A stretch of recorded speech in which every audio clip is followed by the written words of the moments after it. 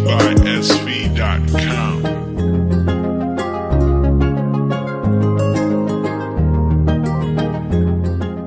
Shalom, chers frères et sœurs dans le Seigneur. C'est votre émission Une seule chair, une émission pour les mariés, pour tous les jeunes encore célibataires ou fiancés. Aujourd'hui, j'aimerais nous entretenir sur la force de l'unité dans les mariages. J'aimerais lire quelques passages des Écritures. D'abord, je lis Deutéronome, chapitre 32, au verset 30. La parole de Dieu nous dit ceci dans Deutéronome 32, au verset 30. Comment un seul en poursuivra-t-il 1000 et deux en mettra-t-il 10 000 en fuite si les rochers ne leur avaient rendu, si l'Éternel ne les avait livrés?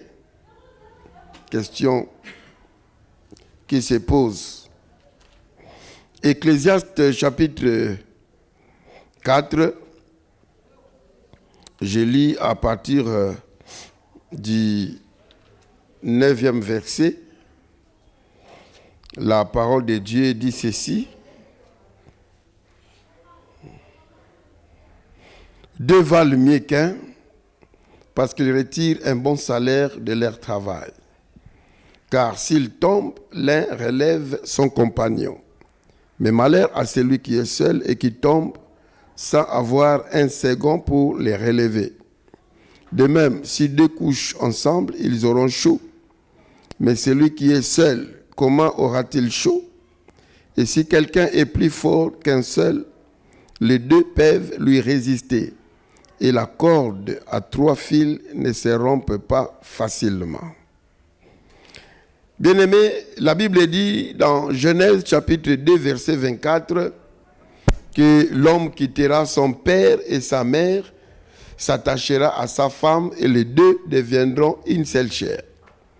Ce qui est dit pour l'homme est de même pour la femme. Donc, la femme aussi quittera son père et sa mère, s'attachera à son mari, les deux deviendront une seule chair.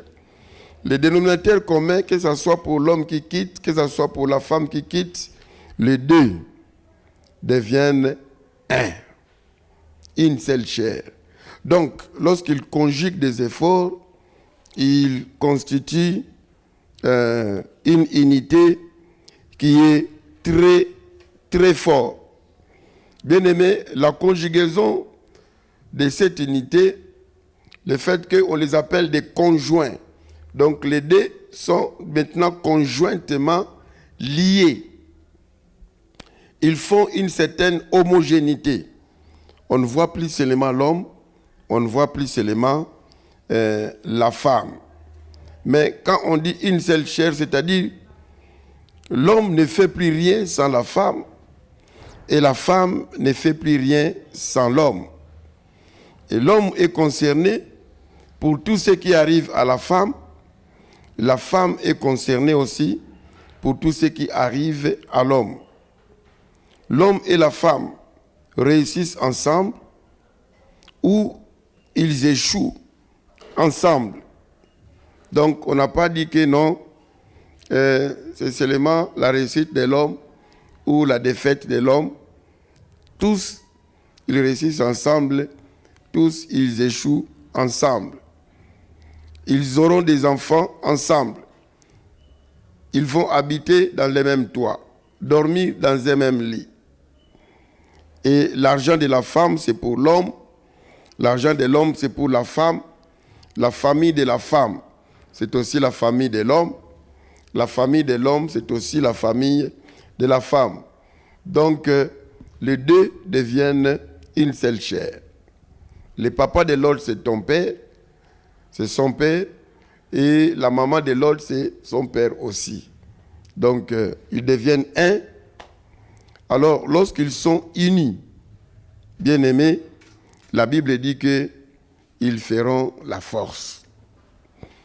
Dans Deutéronome chapitre 32 au verset 30, la Bible dit que si l'Éternel est avec les enfants d'Israël, si il livre entre les mains des enfants d'Israël leurs ennemis, alors un seul va poursuivre 1000, mais 2 vont poursuivre 10 000. Bien-aimés, là nous voyons la force de l'unité. Donc, mathématiquement parlant, et dans la logique normale, dans les syllogismes, donc si une personne peut poursuivre 1000, 2 poursuivront 2000. Mais il y a une certaine magie, il y a un secret dans l'unité qui fait que si une personne, il poursuit 1000, les 2 poursuivront 10 000. C'est-à-dire, quand ils sont unis, chacun va multiplier la force. La force ne va pas s'additionner, mais la force va se multiplier. Ça va se multiplier à raison de 5. Donc, une personne poursuivait 1000, mais quand ils sont unis, une personne poursuivra 5000. Vous voyez, bien aimé, l'importance ou la nécessité pour un couple d'avoir des secrets, d'être unis. Il y a des hommes qui ne viennent pas tenir compte des femmes. Oh non, bon, elle n'a pas assez d'étudier. Non, bon, elle n'a pas mon niveau. Hein? Vous voyez, dans ma tribu, la femme n'est pas considérée, tout ça. Bien aimé, vous négligez quelqu'un qui pouvait faire du bien. Je pense à une histoire, un entraîneur, je dois être Claude. Claude, si c'est Claude Leroy, un ancien entraîneur de la RDC, lorsqu'il a pris l'équipe, il a testé les joueurs, il a laissé un joueur qu'il avait minimisé. Ce joueur-là, c'est Mbala Viscote, les pieds de Jésus. C'est comme ça que les Imaniens l'avaient surnommé. Il a dit, bon, il a donné des raisons pourquoi il ne pouvait pas les prendre. Mais les gens l'ont conseillé, mais même si, selon vos tests, vous trouvez qu'il n'est pas valide, essayez un peu de les prendre même à un match. Bien aimé. Au premier match seulement, mais l'entraîneur Claude Leroy était séduit. Il est devenu lui-même son fanatique. Je me souviens même à un match là, un match je crois contre l'Afrique du Sud, où il a dribblé un joueur au coin là, l'ex-président, le président Joseph, s'est mis debout. Il a fait du bien au peuple congolais. Mais au début, l'entraîneur a voulu le minimiser. C'est le cas de beaucoup d'hommes. Leurs femmes sont des malaviscotes. Elles peuvent faire beaucoup de merveilles dans les couples. Mais les hommes, par leur orgueil, par l'appartenance tribale, par toutes d'autres raisons, ils les minimisent dans tous les domaines. Oh non, tu ne sauras pas chercher l'argent. Non, tu ne sauras pas faire ceci. Même dans l'œuvre de Dieu, trop bâclé par des choses religieuses. La femme ne peut pas faire ceci, ne peut pas prêcher devant les hommes, des histoires, sans bien comprendre ce que Paul voulait dire. Mais bien aimé, il y a aussi même des femmes qui minimisent leur mari, qui pensent que leurs maris ne peuvent pas faire des choses extraordinaires. Mais la Bible nous encourage ici de composer ensemble. Lorsque l'homme et la femme composent, dans tous les domaines, ils vont réussir. Voilà pourquoi est-ce que Salomon, par sa sagesse, par son intelligence, qu'est-ce qu'il est tenté de dire? Il dit que 2 valent mieux que 1. Il en donne des raisons. Parce que si l'un tombe, l'autre relève son compagnon. Et il dit malheur à celui qui est seul. Parce que quand il tombe, il n'a personne pour les relever. Donc là, c'est dans les domaines spirituels. Même dans les domaines spirituels, des fois, nous qui sommes même des serviteurs de Dieu, il arrive des fois, nos femmes nous rappellent, papa, attention, je vois que la vie des prières a baissé. Non, ça fait autant de vendredis, je ne t'ai pas vu gêner. Non, il ne faut pas négliger. Et là, vous essayez de vous réveiller. Hein? Lorsque vous commencez à vous affaiblir, la femme vous dit tout haut ce que les autres disent tout bas. Et ça vous aide. Mais malheur, la Bible dit que malheur à celui qui est seul. Parce que même s'il commence à chavirer, il n'a personne pour l'aider. Quand il tombe, personne pour le relever. Il y a beaucoup de femmes qui sont des béguilles de leur mari. Et de même aussi, il y a beaucoup de maris qui sont des béguilles de leur femme. Si l'homme n'est pas là, la femme tombera plus bas. Mais s'il essaye de tenir spirituellement, c'est grâce à l'autre. C'est pour cela, pour que l'homme et la femme puissent aller loin dans la spiritualité, il fallait qu'ils marchent ensemble. Et la Bible dit que pour des domaines économiques aussi, lorsque l'autre est coincé, mais lorsqu'ils conjuguent des efforts ensemble, ils peuvent réussir. La Bible dit que si quelqu'un est moins fort que son adversaire, mais s'ils composent à deux, ils peuvent remporter sur l'adversaire. Nous avons des dettes que nous ne pouvons pas payer nous-mêmes. Nous avons des projets que nous ne pouvons pas faire nous-mêmes. Vous avez besoin de votre partenaire. Associez votre femme, associez votre mari dans ce que vous faites. Vous irez plus loin. Cet homme plus fort que vous, ça pouvait être la scolarisation des enfants. À toi seul, peut-être tu ne peux pas t'en sortir. Associez votre femme. Cet homme plus fort que vous, ça pouvait être une parcelle à acheter. Ça pouvait être une maison à construire. Ça pouvait être une voiture à acheter. Composez. Vous allez faire des grands progrès, des grands projets. Vous allez réaliser beaucoup de choses. C'est très important. Hein? Et la Bible dit aussi pour les raisons physiologiques. Lorsque deux personnes couchent ensemble, ils auront chaud. Nous voyons la nécessité de composer entre l'homme et la femme. Il faut qu'ils forment une unité, la force de l'unité. Mais écoutez, l'unité dont je parle ici, ce n'est pas l'unité, le fait d'être ensemble, de dormir dans un même lit. Non. Mais l'unité dont je parle ici, il s'agit de l'unité de cœur, l'unité de l'âme. Même si l'autre n'est pas là, mais vous êtes unis, vous avez la même pensée, vous avez les mêmes sentiments, les mêmes objectifs, les mêmes buts. Dans Actes des Apôtres, chapitre 4, au verset 32, la Bible dit que la multitude de tous ceux qui avaient cru n'était qu'un cœur et une âme. Voilà, bien-aimés dans le Seigneur, ce que Dieu voudrait, que l'homme et la femme puissent constituer une certaine homogénéité. Un seul cœur, pas deux cœurs, pas deux projets, pas deux sentiments, pas deux objectifs, mais un seul cœur, une même âme. L'âme, c'est le siège. Le cœur, c'est le siège des volontés, siège des décisions, siège de nos choix.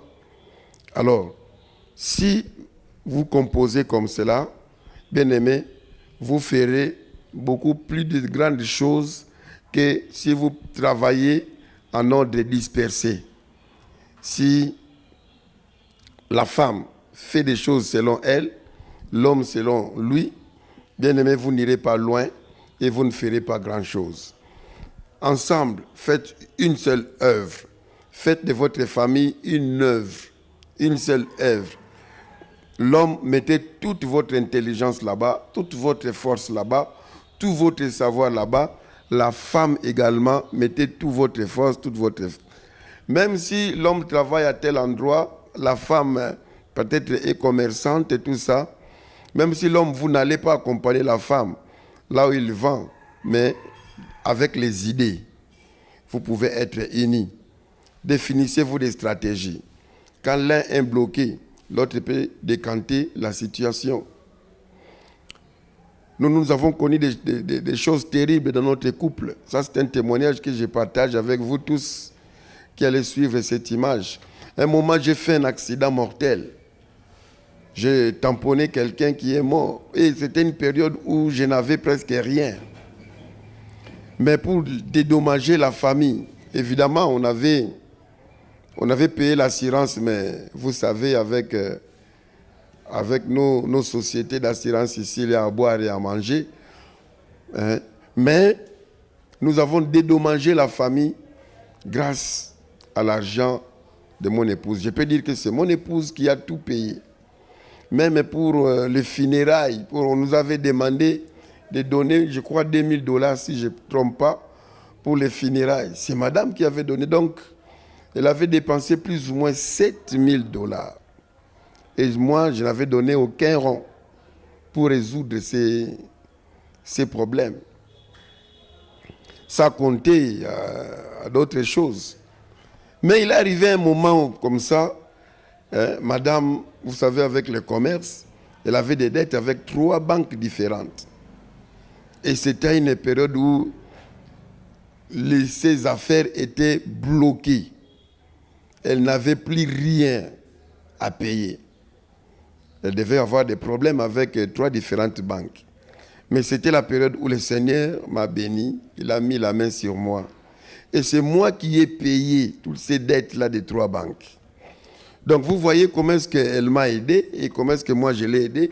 Et les choses vont avancer. Si elle n'avait pas fait ça, je serais bloqué peut-être en prison pendant 6 mois. Homicide involontaire. Et grâce à ce qu'il avait fait, ça m'a permis d'évoluer. Et quand elle était bloquée, et moi, j'ai essayé de la sauver un peu. C'est ça, la force de l'unité. Chers frères et sœurs, vivons en unité dans nos couples. Parce que l'armée belge dit que l'union fait la force. Lorsque vous êtes unis, vous ferez la force. Demeurez unis, chers fiancés, qu'il n'y ait pas de cache-cache entre vous. Ça, c'est la suite de l'enseignement de la fois passée. Nous avons parlé d'être ouverts. Et après d'être ouverts, bien-aimés, demeurez unis, constituez un seul corps. Évitez des séparatismes. Associez-vous. Devenez comme des associés. Travaillez ensemble. Ce qui est de l'homme appartient à la femme. Ce qui est de la femme appartient à l'homme. Vous tous conjuguez les efforts pour votre intérêt commun et vous verrez que vous ferez de grandes choses. Vous laisserez même des villas. Vous laisserez beaucoup de souvenirs. Vous serez une bénédiction pour vos enfants et même pour vos familles et les autres qui vous connaissent. Que le Seigneur vous bénisse abondamment. C'est votre serviteur, le pasteur Simon Tsakala Ngoma, pasteur de l'église centre évangélique Le Sanctuaire, de la communauté des Assemblées de Dieu du Congo. Et bien aimé, si vous avez aimé, n'oubliez pas de liker. Abonnez-vous si vous ne l'avez pas encore fait et essayez de partager aussi à d'autres couples, à tous ceux qui aspirent au mariage. Bien aimés, nous avons aussi besoin de vos soutiens spirituels, matériels, mais aussi financiers. Vous pouvez le faire s'il s'agit de soutien financier au numéro qui défile sur le bas de votre écran. Vous nous aiderez d'acheter encore des matériels plus sophistiqués, plus dynamiques pour la qualité de nos émissions et surtout que nous puissions booster nos émissions qui pouvaient faire encore du bien à beaucoup d'autres gens qui ne nous ont pas encore suivis. Nous avons vraiment besoin de votre soutien pécuniaire. Si vous le faites, le Seigneur vous bénira aussi parce que vous allez participer à l'évangélisation comme nous le faisons. Que le Seigneur vous bénisse abondamment. Bye bye.